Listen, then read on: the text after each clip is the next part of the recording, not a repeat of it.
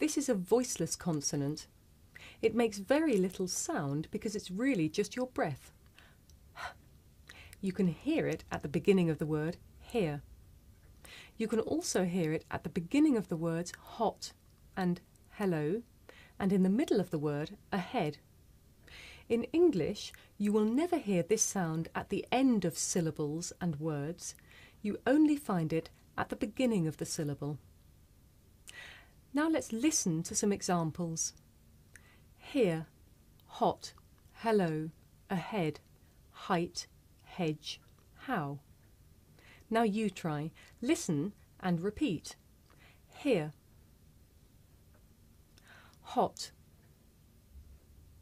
Hello. Ahead. Height. Hedge. How. Okay.